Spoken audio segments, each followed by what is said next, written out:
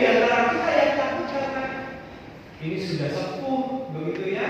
Takut nanti sakit-sakitan, takut nanti gak bisa jalan, takut kepalanya pusing. Pernah nggak merasakan takut yang seperti itu? Oh iya. Kita yang mungkin bekerja sebagai petani, mungkin kita punya ketakutan kalau cuaca buruk, ini kalau gagal panen, wah, bisa gawat. Ada takut? Kita mungkin takut sama anak-anak kita kalau sudah besar ternyata jadi apa? Belajar malas-malasan, kerjaan cuma bahan top, tidur aja berani, belajar susah, ini udah gede mau jadi apa? Takut. Dosa ini yang pernah punya ketakutan tanpa terkecuali, bahkan para murid yang disebut dengan murid-murid Yesus itu punya takut. Tadi dalam bacaan Injil kita Yohanes 20 ayat 19 dikatakan di situ ketika hari sudah malam pada hari pertama minggu itu berkumpullah murid-murid Yesus di suatu tempat dengan pintu-pintu yang terkunci. Kenapa pintunya dikunci? Karena mereka takut. Kenapa mereka takut? Karena pada waktu itu sang guru, panutan mereka, juru selamat mereka itu mati, disalibkan, baru dikuburkan. Dan pada waktu itu saudara, ketika sang guru saja disalibkan, maka para pengikut itu pasti terancam. Sang guru saja ya, mati. Apalagi kita nih para pengikutnya. Nanti bagaimana para tentara Romawi? Jangan-jangan mereka juga mengincar kita. Jangan-jangan kita juga akan mengalami penganiayaan. Atau jangan-jangan kita juga bakal merasakan siksanya. Daripada kayak gitu, kita kumpul, kita kunci pintu, ketakutan. Para murid yang pernah hidup bersama dengan Yesus saja melihat secara langsung, tinggal bersama, bisa menyentuh, masih bisa merasakan ketakutan. Tetapi kalau kita perhatikan lagi saudara, di tengah-tengah ketakutan itulah justru Yesus menampakkan diri dan mereka itu menjadi bersukacita ketika melihat Yesus. Dengan kuasanya, apa sih yang tidak mungkin Yesus lakukan? Dengan kuasanya Yesus tiba-tiba di situ menampakkan diri, berdiri di tengah-tengah mereka dan berkata, damai sejahtera bagi kami. Dalam bahasa Ibrani damai sejahtera itu shalom. Jadi kalau misalnya kita kan suka kalau pendeta ya, kalau sedang menyapa umat atau kata sambutan shalom Bapak Ibu, ya, itu artinya apa? Salam damai sejahtera buat Bapak Ibu sekalian. Dan ketika Yesus hadir, dia katakan damai sejahtera bagi kamu. Dan damai sejahtera itu memberikan kekuatan, memberikan sukacita. Karena damai sejahtera itu berarti adalah keadaan yang baik, tercukupkan, bebas dari kesulitan, damai. Maka para murid menjadi bersukacita. Dan sukacita para murid, Bapak Ibu sekalian, itu bukan hanya ketika berjumpa dengan Yesus lalu disapa dengan damai sejahtera, tetapi di situ yang dilakukan oleh Yesus ya, di ayat yang ke-22, sesudah berkata demikian, Yesus mengembusi mereka dengan berkata, terimalah Roh Kudus. Maka para murid bukan hanya mendapatkan damai sejahtera, tetapi juga diberkati hidupnya. Untuk apa? Untuk mereka pergi melanjutkan apa yang Tuhan Yesus telah kerjakan. Maka para murid diutus untuk bersaksi. Kamu sudah diberkati, kamu sudah melihat Sang Juru Selamat itu bangkit, maka persaksikanlah Yesus yang bangkit itu. Pergilah engkau untuk mempersaksikan bahwa Tuhan itu bangkit. Nah, disitulah cikal bakal gereja mulai berdiri. Diberkati, lalu kemudian memberitakan bahwa Tuhan itu bangkit, mewartakan bahwa Tuhan itu telah bangkit, bahwa Tuhan Yesus itu bukan hanya seperti apa yang dikatakan oleh orang-orang, bukan hanya sekedar manusia, bukan hanya orang yang kemudian memberikan ajaran yang sesat, tetapi Dia betul-betul bangkit. Dan para murid bertugas untuk memberikan kesaksian. Mulai mereka menyebarkan ajaran Yesus. Dan yang paling bisa kita lihat, saudara, ajaran itu disebarkan, diajarkan itu ketika pada saat hari raya Pentakosta. Nah, sekarang kita sedang merayakan Pentakosta. Apa sih Pentakosta itu? Pentakosta itu kalau dalam bahasa Yunani adalah Pentekoste. Artinya hari ke-50. Jadi hari ke-50 itu disebut dengan Pentekoste yang kita rayakan sebagai Pentakosta. Orang-orang Israel pada waktu itu, saudara, merayakan Pentakosta itu sebagai hari raya pengucapan syukur panen. Maka mereka yang merantau ketika hari raya Pentakosta pasti akan balik. Itu sebabnya dalam bacaan yang tadi dibacakan di Kisah Para Rasul 2 itu, saudara, itu mereka orang-orang Israel yang berada di mana-mana. Ada yang di Partia, Media, Elam, Mesopotamia, Yudea, Kapadokia, ya, itu ayat ke-9, 10. Mereka yang merantau di wilayah itu balik. Untuk apa? Untuk merayakan hari raya panen. Nah, disitulah, saudara yang dikasih Tuhan, digunakan oleh para murid untuk berkhotbah. Mereka memberikan sebuah ajaran, mereka mempersaksikan Yesus yang bangkit itu. Jadi momen itu bukan hanya sekedar merayakan hari raya panen, tetapi juga di situ, ya, para murid itu mempersaksikan Yesus, lalu terjadilah sebuah peristiwa ketika lidah api itu turun di atas mereka.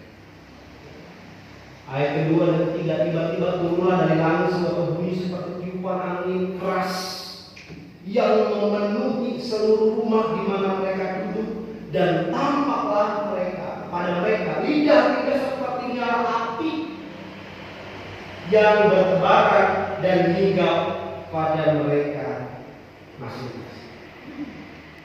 Dan bukan hanya hinggap dan ada lidah-lidah api, tetapi terjadi apa di sini? Terjadi bahasa ini. Terjadi bahasa ini. Nah, ini perlu kita pahami, saudara, bahwa bahasa lidah itu ada dua model. Yang pertama itu disebut dengan kriptolalia. Kripto itu adalah bahasa yang sama sekali tidak dipahami. Misalnya, saudara kalau punya anak dulu, ketika ngomong, ya, pernah nggak nani,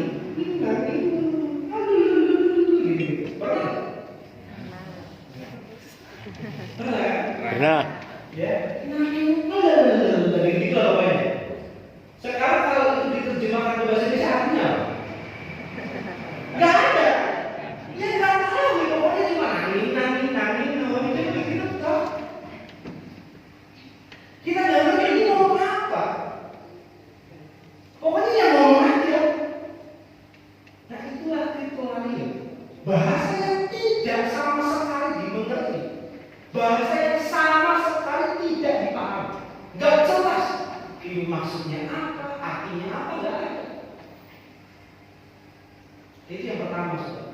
Sesuatu yang kemudian memang tidak bisa sama sekali dipahami. Ngomong apa? Nggak ngerti. Tapi yang kedua disebut dengan xenolalia. Kata xenos itu artinya asing. Nah, xenolalia itu adalah bahasa yang tidak dikuasai si pengguna, tapi dimengerti oleh si pendengar.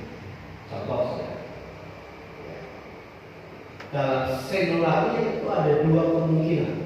Pertama, ada mujizat perkataan di situ.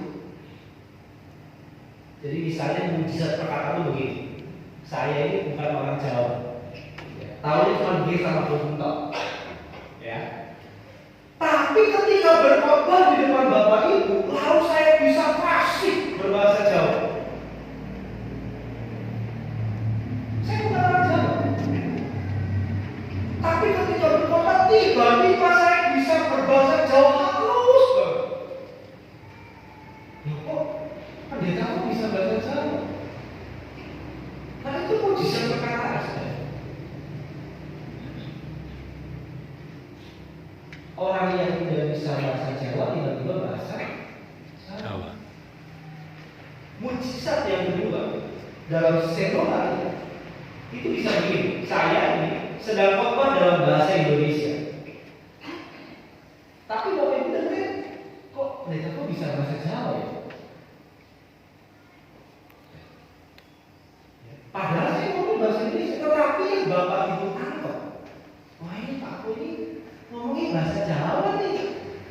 Wah cocok ini minggu keempat gitu. Karena yang dengar bahasa itu padahal saya ngomongin bahasa Indonesia. Jadi xenolalia itu bukan bahasa yang tidak dimengerti, tetapi bahasa asing yang memang dimengerti oleh lawan bicara. Nah itulah yang terjadi dalam bahasa lidah. Bukan bahasa yang tidak dimengerti. Beberapa gereja punya ajaran bahasa lidah itu. Ya saya juga nggak ngerti itu. Tetapi yang dalam kisah para rasul ini yang terjadi seperti itu. Para rasul itu berkhotbah ya, dalam bahasa mereka. Tetapi kemudian orang-orang itu bisa mendengar dalam bahasa Partia, Media, Elam, Mesopotamia, Yudea dan seterusnya. Jadi orang-orang itu loh, kok mereka itu bisa ya berkhotbah dengan bahasa ini. Dan itulah yang terjadi. Maka itulah yang disebut dengan karunia berbahasa. Ada karunia berbahasa. Dan Alkitab mempersaksikan itu. Tetapi yang perlu kita hayati adalah karunia berbahasa lidah itu tujuannya selalu untuk kepentingan bersama. Jadi orang yang kemudian punya karunia itu selalu tujuannya untuk membangun jemaat. Orang yang berbahasa lidah tetapi tidak dimengerti oleh orang lain dan tidak bisa menerjemahkannya, maka itu hanya untuk kepentingan diri sendiri. Dan itulah yang bisa menyesatkan. Tetapi kita harus memahami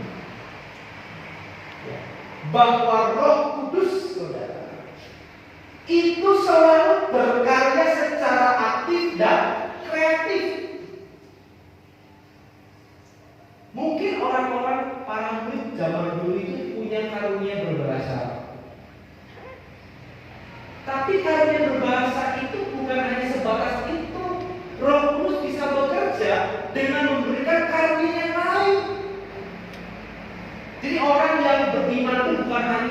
oh dia bisa bahasa roh pasti dia orang beriman. Enggak. Orang yang tidak bisa berbahasa roh, orang yang tidak berbahasa lidah pun itu juga orang yang punya karunia, tapi bentuknya lain. Ada yang bisa main musik, ada yang bisa menyanyi, ada yang bisa bekerja di ladang. Itu karunia saudara. Enggak semua orang itu bisa bekerja di ladang. Saya pernah, jadi kami para mahasiswa teologi pada waktu itu live in di gereja yang memang rata-rata di situ jemaatnya mata kerjanya sebagai petani. Ini juga petani juga ya rata-rata itu. Ya. Petani ya. Kami pernah live in begitu, lalu kami dibagi kelompok. Dan salah satu kegiatannya saudara adalah ikut ke ladang. Niatnya sih bantu, menolong. Coba sih para mahasiswa pendeta gimana kalau kerja di ladang? Ya kami lakukan saudara. Mulai dengan apa? Tanam padi. Saya saudara melihat bapak tuan rumah itu dia mencoba cepat. Kok gampang ya ternyata ini memang gampang kan? Bisa begitu ya. Lalu kami coba tuh, termasuk saya. Coba bilang gimana? Gampang kok bisa kok? Ya, jadi sekarang biar kalian kami bilang coba semangat. Mulai mundur gitu ya. Udah sampai di ujung. Kok ini nencong? Jadi tuh urutan itu jangan terus ya. Arah itu kalau ini kuyuk. Padahal gampang sebenarnya, tapi nggak semua orang bisa. Saya nggak tahu apa yang ada dalam hati si bapak itu. Entah mungkin kesel atau kok ini tambah pekerjaan aja gitu ya. Mau bantu tapi malah reksoki. Nggak semua orang bisa. Dan itu adalah karunia. Dan itu adalah anugerah. Cuci piring buat ibu-ibu itu juga karunia. Nggak semua orang bisa cuci piring. Dan itu adalah kuasa Tuhan. Nyapu, nggak semua bisa orang nyapu itu karunia saudara. Ada tuh yang nyapu itu nggak bersih gitu ya. Udah nyapu berkali-kali itu nggak bersih. Tapi kalau orang yang terbiasa, cepat bersih bagus. Saya pernah mimpin camp gitu ya, di Surabaya, anak-anak SMP. Mereka itu ternyata nggak bisa nyapu. Kalau ternyata di rumah itu ada pembantunya. Dan kalau disuruh nyapu ya makin berantakan. Para Roh Kudus saudara itu punya karya yang kreatif dan tidak semuanya itu harus sama. Tugas kita sekarang adalah memakai apa yang Tuhan berikan itu untuk memuliakan Tuhan. Kalau saudara dikaruniai ya, sebuah talenta misalnya untuk mengajarlah dengan baik supaya untuk mempermuliakan. Saudara punya karunia untuk bekerjalah dengan baik di dalam. Karena melalui semua nama Tuhan dimuliakan. Kalau saudara cuci piring dengan baik. Seperti kita mempermuliakan Tuhan. Nah itu karunia. Jadi orang yang beriman itu bukan diukur hanya karena dia punya bahasa roh, bisa khotbah, bisa baca Alkitab. Tidak selalu seperti itu.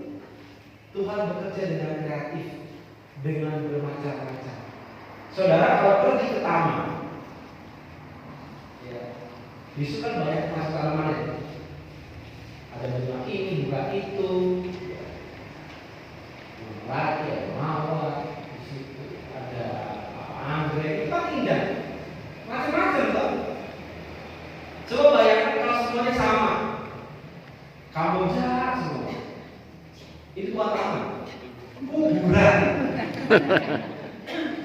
Ya tahu?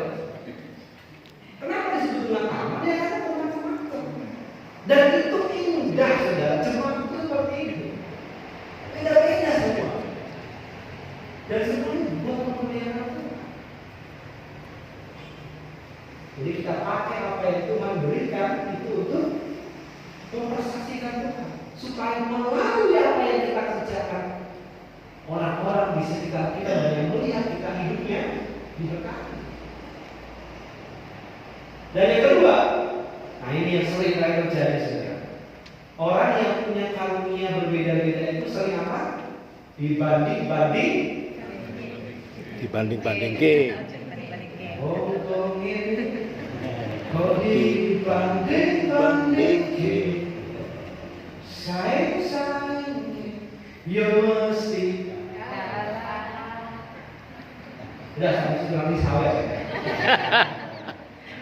Dibandingkan. Orang selalu merasa punya karunia saya lebih baik daripada yang lain.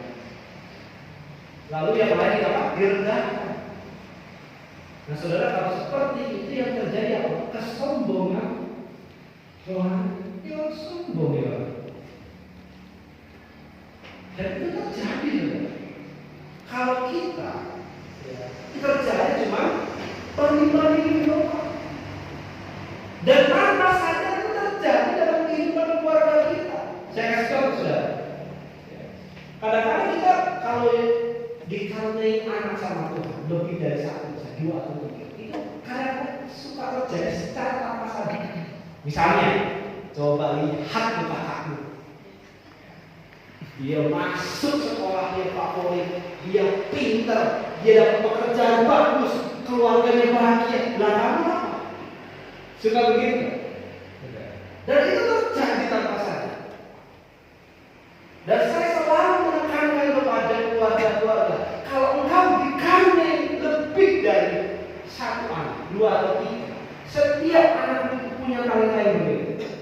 Mungkin dia pintar dalam seni, anak yang pertama, tapi yang kedua belum tentu sama. Mungkin dia pintar dalam pekerjaan matematika, bahasa Inggris. Mungkin yang satu pintarnya olahraga. Bukan untuk dibanding-bandingkan, tetapi akan didukung. Biarlah melalui talenta itu dia mempermuliakan Tuhan. Tapi Pak, anak saya itu cuma satu. Kan nggak mungkin dia bisa, saudara. Saya punya yang berjemaah itu ya. Anak itu kalau saya Pak Pendeta dibanding-banding sama tetangga. Lihat tuh anaknya Asep. Ada yang namanya Asep? Aman. Lihat itu anaknya Bapak Asep. Itu terjadi.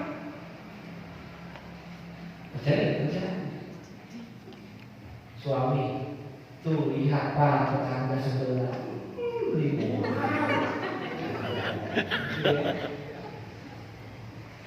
Habis panen pergi ke Batu, ke Malang, jalan-jalan ke Bali.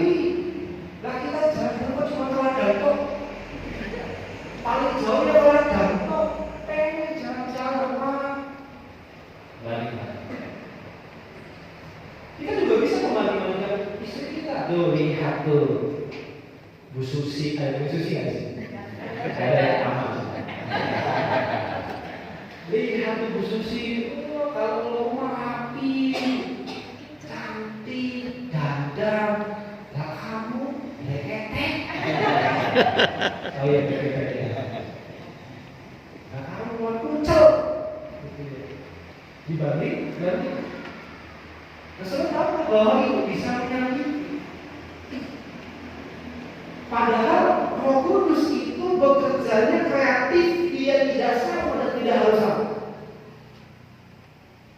Tugas kita adalah mengoptimalkan apa yang Tuhan berikan untuk memuliakan Tuhan. Di situ kita bersaksi juga. Orang itu bersaksi bukannya sekedar khotbah, bukan sekedar kamu bertobat karena saudara sudah dekat. Gak cuma begitu, tapi kalau saudara melakukan, mengoptimalkan apa yang Tuhan berikan, bekerja dengan baik, bekerja dengan tulus, dengan jujur. Di situ kita sudah bersaksi dan orang mengatakan orang itu jujur, orang Kristen itu jujur, orang Kristen itu akeh. Disitulah kita bersaksi. Sehingga apa? Prasangka orang bisa luntur. Ternyata orang Kristen itu gak jahat kok, dia baik. Dari apa? Dari kehidupan, dari apa yang Tuhan telah berikan kita lakukan. Maka selamat untuk terus mempermuliakan Tuhan dengan segala karunia yang Tuhan telah berikan. Dan percayalah, Roh Kudus bekerja dalam hidup Bapak Ibu sejak semula sampai selamanya. Amin. Tuhan memberkati.